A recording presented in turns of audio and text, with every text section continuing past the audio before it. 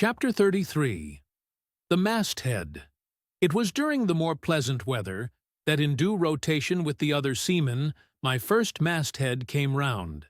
In most American whalemen, the mastheads are manned almost simultaneously with the vessel's leaving her port, even though she may have 15,000 miles, and more, to sail ere reaching her proper cruising ground. And if, after a 3, 4, or 5 years' voyage, she is drawing nigh home with anything empty in her, say, an empty vial even, then her mastheads are kept manned to the last, and not till her skysail poles sail in among the spires of the port does she altogether relinquish the hope of capturing one whale more. Now, as the business of standing mastheads, ashore or afloat, is a very ancient and interesting one, let us in some measure expatiate here. I take it that the earliest standers of mastheads were the old Egyptians, because, in all my researches, I find none prior to them. For though their progenitors, the builders of Babel, must doubtless, by their tower, have intended to rear the loftiest masthead in all Asia, or Africa either, yet, ere the final truck was put to it, as that great stone mast of theirs may be said to have gone by the board in the dread gale of God's wrath.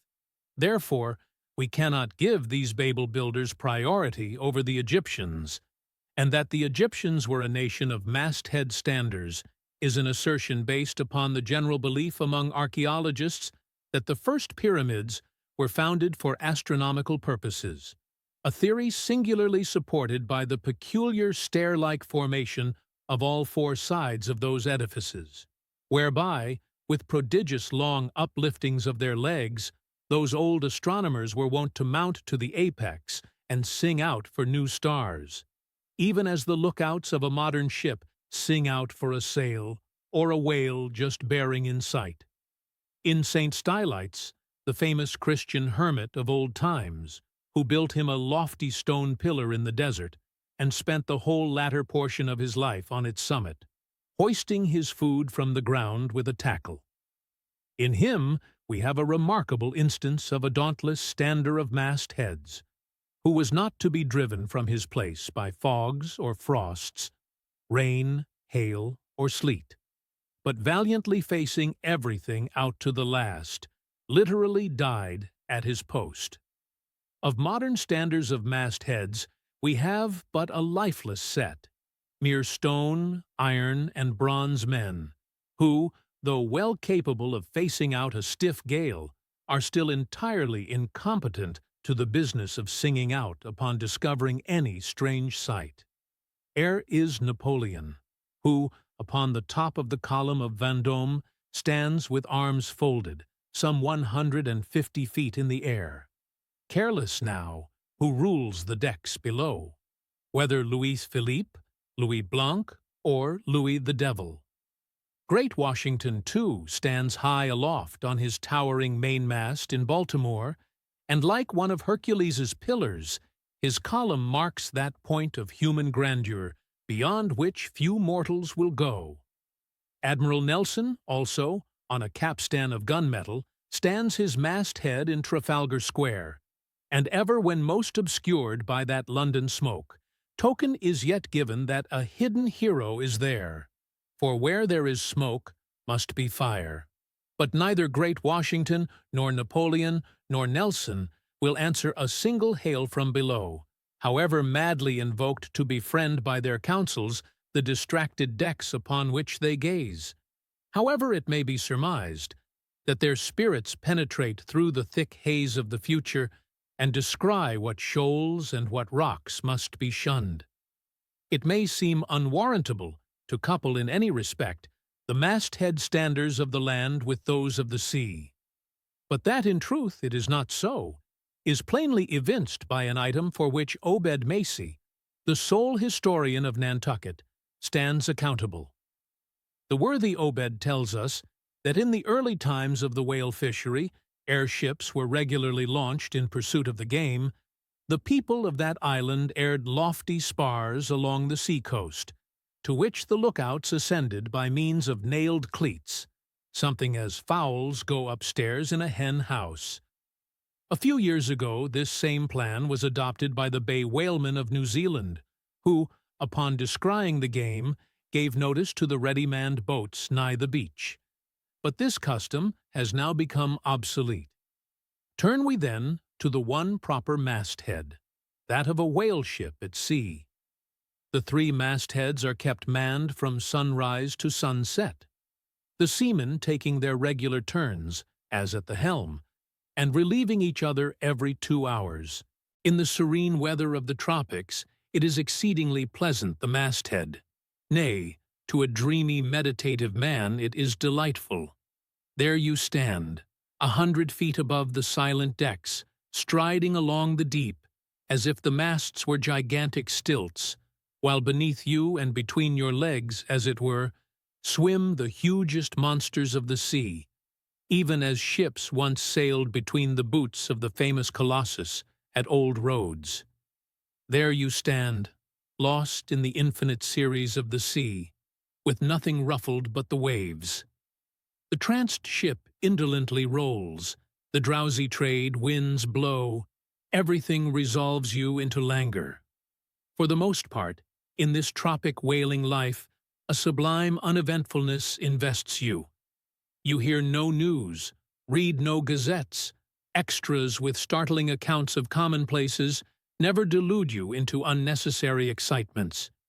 You hear of no domestic afflictions, bankrupt securities, fall of stocks, are never troubled with the thought of what you shall have for dinner. For all your meals for 3 years and more are snugly stowed in casks, and your bill of fare is immutable.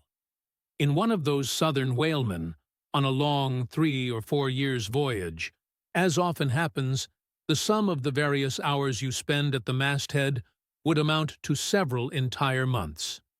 And it is much to be deplored that the place to which you devote so considerable a portion of the whole term of your natural life should be so sadly destitute of anything approaching to a cozy inhabitiveness, or adapted to breed a comfortable localness of feeling, such as pertains to a bed, a hammock, a hearse, a sentry-box, a pulpit, a coach, or any other of those small and snug contrivances in which men temporarily isolate themselves.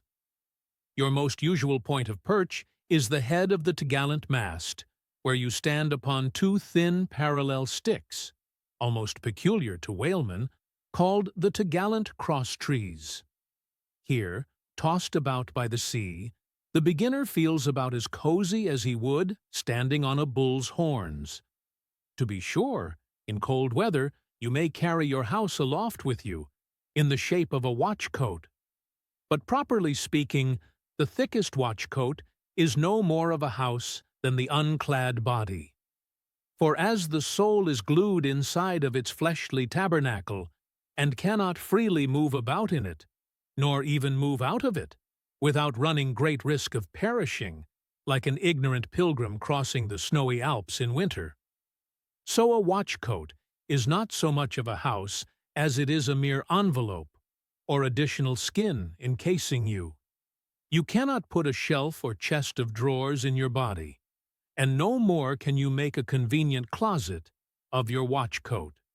Concerning all this, it is much to be deplored that the mastheads of a Southern whale ship are unprovided with those enviable little tents or pulpits, called crow's nests, in which the lookouts of a Greenland whaler are protected from the inclement weather of the frozen seas.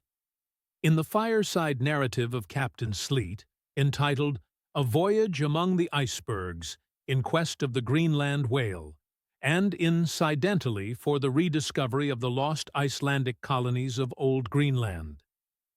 In this admirable volume, all standers of mastheads are furnished with a charmingly circumstantial account of the then recently invented crow's nest of the glacier, which was the name of Captain Sleet's good craft.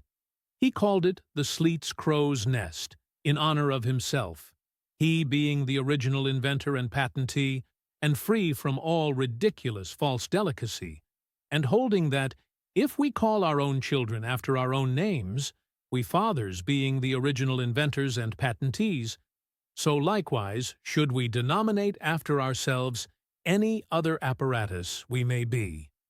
Get. In shape, the Sleet's crow's nest is something like a large tierce or pipe. It is open above, however, where it is furnished with a movable side screen to keep to windward of your head in a hard gale. Being fixed on the summit of the mast, you ascend into it through a little trap hatch in the bottom.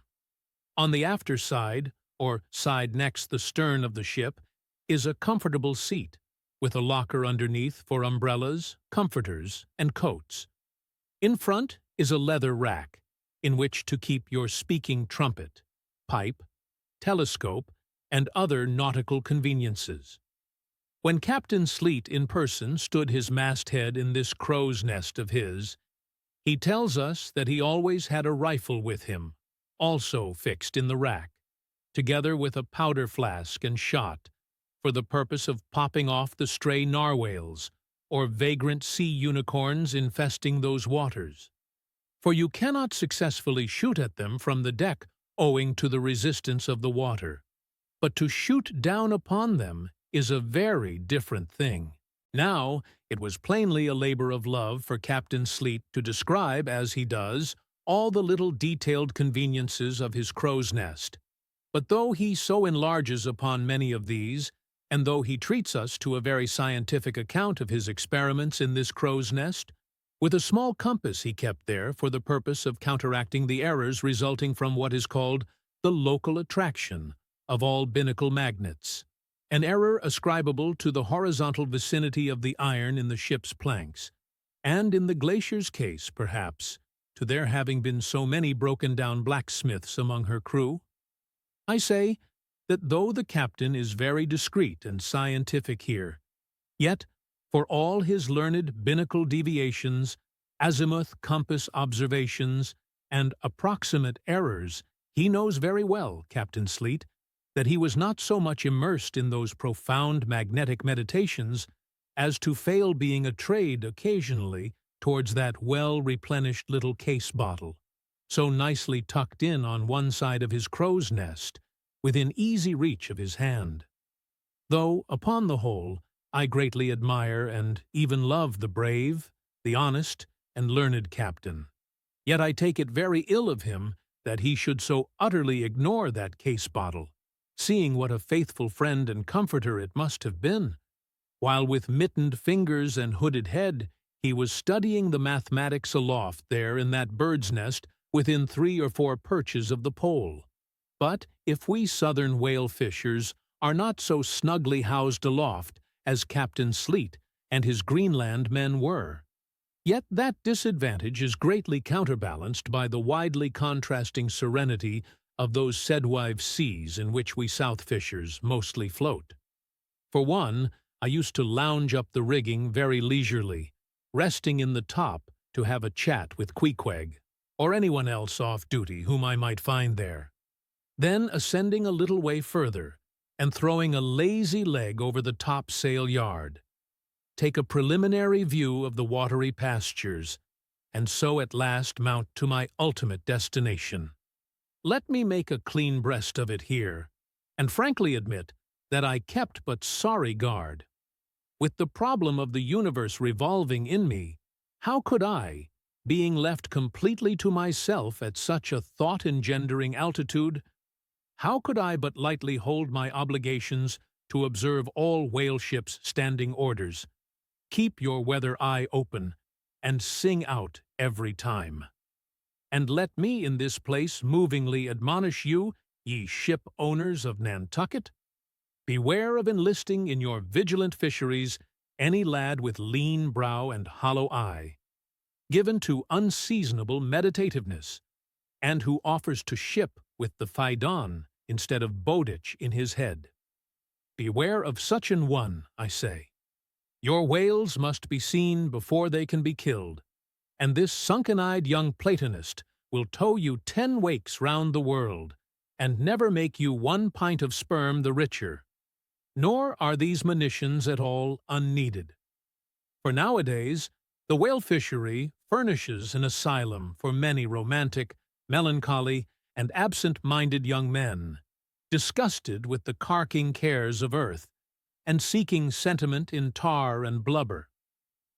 Childe Harold not unfrequently perches himself upon the masthead of some luckless, disappointed whale ship, and in moody phrase ejaculates, "Roll on, thou deep and dark blue ocean, roll. 10,000 blubber hunters sweep over thee in vain." Very often do the captains of such ships take those absent-minded young philosophers to task, upbraiding them with not feeling sufficient interest in the voyage, half hinting that they are so hopelessly lost to all honorable ambition, as that in their secret souls they would rather not see whales than otherwise. But all in vain. Those young Platonists have a notion that their vision is imperfect. They are short-sighted. What use, then, to strain the visual nerve? They have left their opera glasses at home. "Why, thou monkey," said a harpooner to one of these lads, "we've been cruising now hard upon 3 years, and thou hast not raised a whale yet. Whales are scarce as hen's teeth whenever thou art up here." Perhaps they were, or perhaps there might have been shoals of them in the far horizon, but lulled into such an opium-like listlessness of vacant, unconscious reverie is this absent-minded youth by the blending cadence of waves with thoughts, that at last he loses his identity, takes the mystic ocean at his feet for the visible image of that deep blue bottom. Less soul, pervading mankind and nature, and every strange, half-seen, gliding, beautiful thing that eludes him, every dimly discovered uprising fin of some undiscernible form, seems to him the embodiment of those elusive thoughts that only people the soul by continually flitting through it. In this enchanted mood, thy spirit ebbs away to whence it came, becomes diffused through time and space, like Cranmer's sprinkled pantheistic ashes, forming at last a part of every shore the round globe over. There is no life in thee now, except that rocking life imparted by a gently rolling ship, by her borrowed from the sea, by the sea from the inscrutable tides of God. But while this sleep, this dream is on ye, move your foot or hand an inch, slip your hold at all, and your identity comes back in horror. Over Descartian vortices you hover, and perhaps at midday, in the fairest weather, with one half-throttled shriek you drop through that transparent air into the summer sea, no more to rise forever. Heed it well, ye pantheists,